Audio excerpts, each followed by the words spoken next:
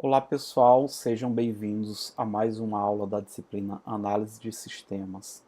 Eu sou o professor Wilker Luiz. Na aula de hoje, falaremos sobre o processo de desenvolvimento de software, com o objetivo de conhecer o histórico do processo de desenvolvimento de software, os paradigmas de desenvolvimento de software mais utilizados, diferenciar as metodologias mais comuns, conhecer o estado da arte em metodologias de desenvolvimento de software. Desenvolvimento de software. Alguns motivos levam as organizações a desenvolver sistemas. O processo de desenvolvimento de sistema ele surge a partir da necessidade de melhorar a qualidade dos produtos e serviços, isso através da automatização das rotinas. Consequentemente, haverá uma redução dos custos, um aumento da vantagem competitiva sobre os concorrentes, o aumento do nível de serviço, do desempenho dos recursos humanos, melhoria do processo de tomada de decisão pela administração da empresa. Estudos feitos nos Estados Unidos para medir a produtividade no desenvolvimento de sistemas revelam que de 30 a 40% dos projetos são cancelados, isso pela uma falta de uma metodologia de desenvolvimento de software. 50% dos projetos custam mais do que o dobro do custo inicialmente projetado. Isso pois não foi feito um bom planejamento sobre o processo de desenvolvimento de software. E apenas 15 a 20% dos projetos terminam dentro do prazo e dentro do orçamento. Ou seja, quanto mais utilizarmos as técnicas de análise de sistemas, melhor será a produtividade em relação ao desenvolvimento de sistemas. Os principais problemas encontrados dentro desses estudos foram a falta de qualidade do produto final, visto que, sem um processo, sem o uso de técnicas para o desenvolvimento de sistemas, esse produto ele está mal planejado, os requisitos não foram bem levantados. Isso causa o não cumprimento dos prazos e o não cumprimento dos custos, pois várias horas são desperdiçadas nesse processo. A partir desses resultados, surgiram estudos de processo. O que seria processo? Bom, é um conjunto de atividades bem definidas que são executadas em uma determinada ordem. Esses estudos de processo surgiram técnicas para melhoria da qualidade e confiabilidade dos produtos e também a produtividade dos desenvolvedores. Entre os resultados dessas técnicas de melhoria de produtividade surgem novas linguagens de programação mais produtivas, metodologias de desenvolvimento de software e ferramentas computacionais para o desenvolvimento e gerenciamento do projeto de software. Existem outros requisitos importantes que precisam ser levados em consideração, e dessa forma, a melhor maneira de aumentar a qualidade do software, que é definido o processo eficaz de desenvolvimento que contemple todas as fases necessárias para sua produção. Entre eles, a flexibilidade, ou seja, os sistemas devem ser facilmente alteráveis para garantir a sua evolução. Outro quesito é a confiabilidade. O número de defeitos deve ser o menor possível. O sistema desenvolvido ele precisa ser altamente confiável, com poucos erros e poucos defeitos. Outro requisito importante é o desempenho.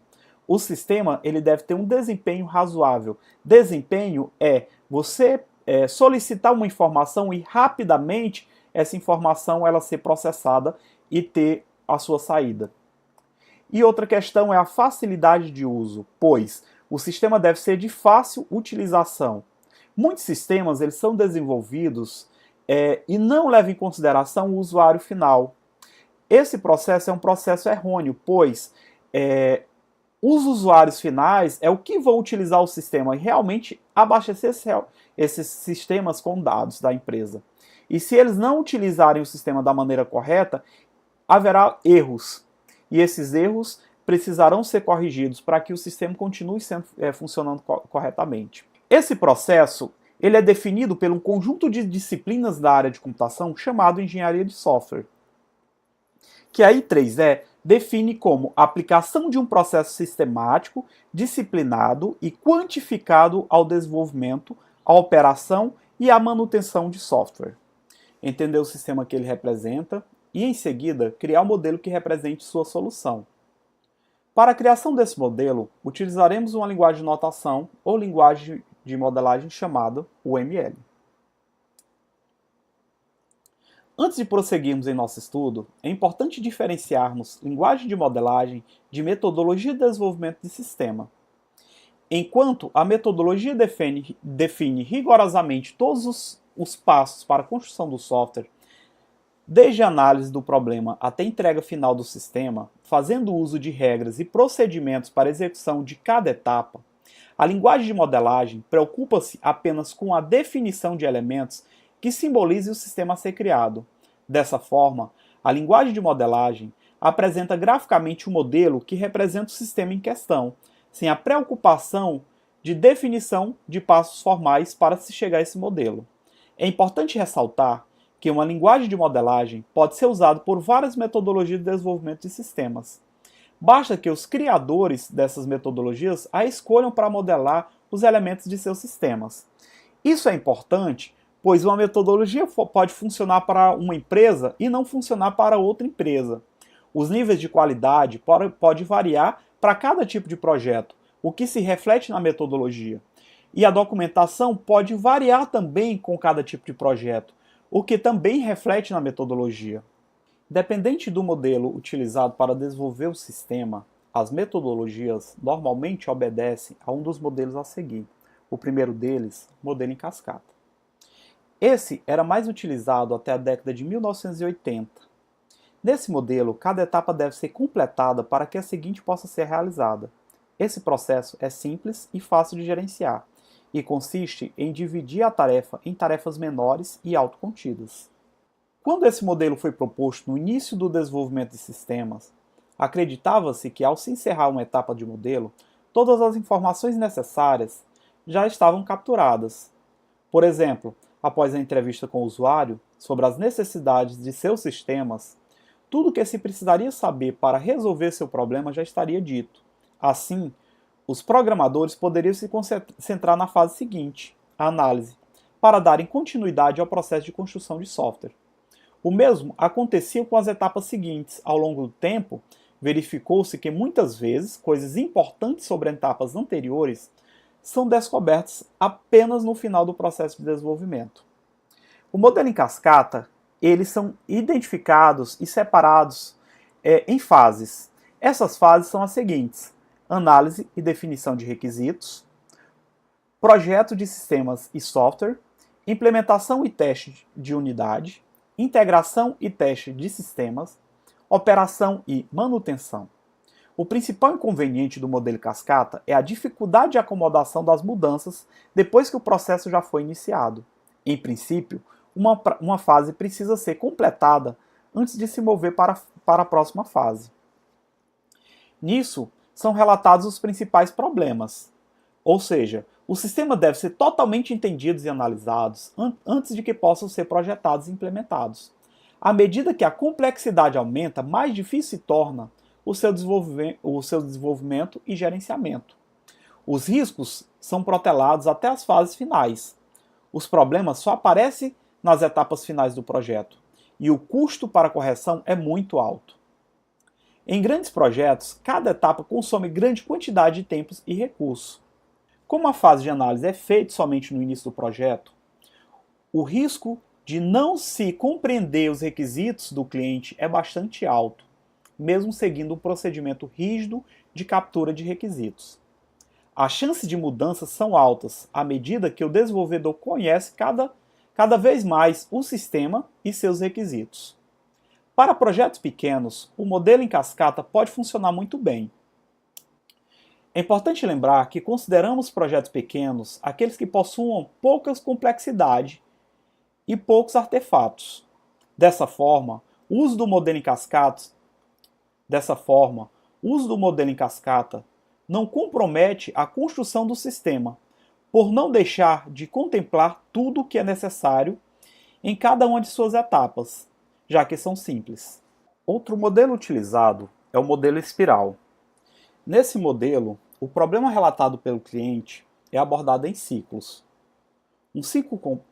Um ciclo completo é chamado pelo ciclo de vida e compreende as etapas de análise, projeto, implementação e testes. Ao final de cada ciclo, temos a liberação de uma versão aprimorada do software, ou seja, uma versão mais completa e mais correta do software que o cliente necessita para resolver seu problema.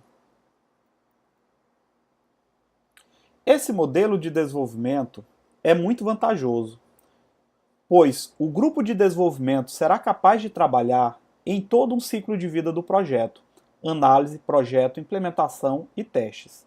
E o cliente vai fornecer feedback bem mais cedo para a equipe de desenvolvimento, tornando a detecção de problemas mais fácil e rápida. Outra vantagem importante é que qualquer mudança no sistema pode ser incorporada ao ciclo seguinte.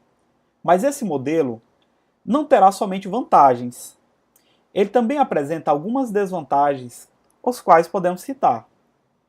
O processo é mais difícil de gerenciar. O modelo espiral não se encaixa bem com as ferramentas de gerência de projetos tradicionais, tais como o grafo de Gantt, PERT e etc. Pode ocorrer precipitação e entrega de código sem que seja feita análise completa do alcance dos seus objetivos. Normalmente, o cliente fica satisfeito ao ver que as versões que são geradas de seu software estão ficando conforme a sua expectativa. O próximo modelo é o modelo interativo incremental. Esse modelo ele é um aprimoramento do modelo espiral. No entanto, ele não vai ter tanto formalismo quanto o modelo anterior. Ele é dividido em 4 fases: concepção, elaboração, construção, transição. Elas são realizadas em sequência, mas não pode ser confundido com o modelo em cascata. A fase de concepção é a fase que estabelece o escopo do projeto, é onde é definido uma visão geral sobre ele. Em pequenos projetos, ela pode ser realizada durante um cafezinho com o cliente. Nessa fase é onde o cliente, juntamente com o desenvolvedor, vão conversar sobre o funcionamento do sistema a ser produzido. Nessa fase, são construído um documento descrevendo a visão geral do sistema, ou seja, aquilo que se espera que o sistema faça. É feita uma exploração inicial dos requisitos, pois o cliente, através dessa pequena reunião, vai falar para o desenvolvedor o que é que precisa dentro do seu negócio. É construído um glossário inicial dos termos utilizados pelo cliente. Por exemplo, se o cliente é o dono de uma padaria, ele vai falar justamente qual é o funcionamento de uma padaria.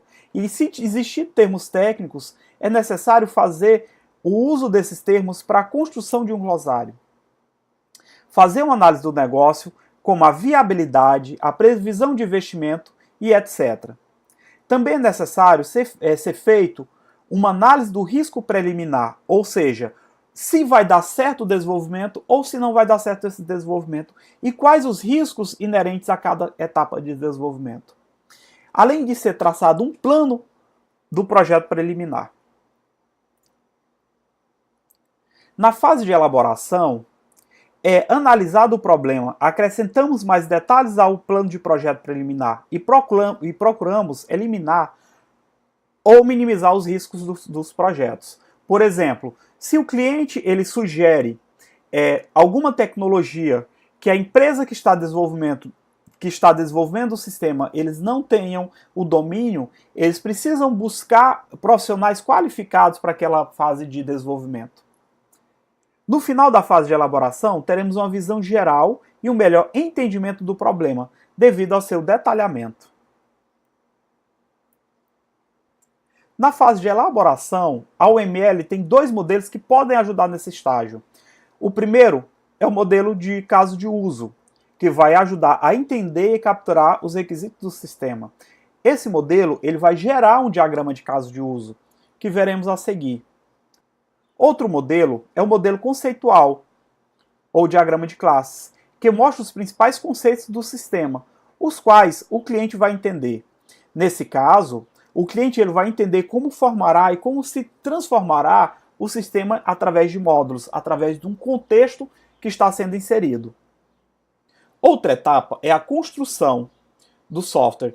Essa fase do projeto não é executada de um modo linear, mas na forma do modelo espiral, fazendo uma série de interações. Em cada uma dessas interações, utilizamos o modelo em cascata, tornando cada interação o mais curta possível. Evitamos os problemas do modelo em cascata, pois nessa fase temos concepção, elaboração, construção e transição, ou seja, cada interação ela é feita essas 4 etapas. Já na fase de transição ou fase final, está relacionada à colocação do produto final para o cliente. As atividades típicas dessa fase são a liberação de versões betas para alguns usuários da comunidade, teste de validação ou execução paralela, conversão de dados de sistemas antigos, treinamento de usuários, publicidade, distribuição e vendas.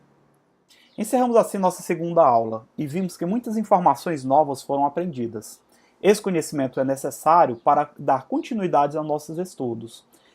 Apesar dos problemas naturais para se desenvolver sistemas, é importante que sempre trabalhemos na construção do nosso software usando ferramentas adequadas.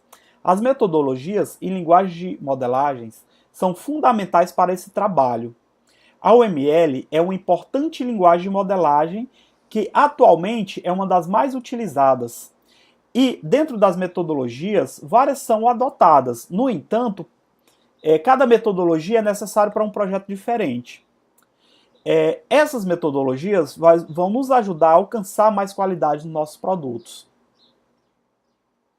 Agora que já tivemos uma visão geral desse processo de desenvolvimento de sistemas e conhecemos as etapas necessárias para a sua construção, vamos para a próxima aula aprender como trabalhar na primeira fase desse projeto, que no caso é o levantamento de requisitos. Essa fase é comum de todas as metodologias e se aplica a qualquer modelo de desenvolvimento de sistemas.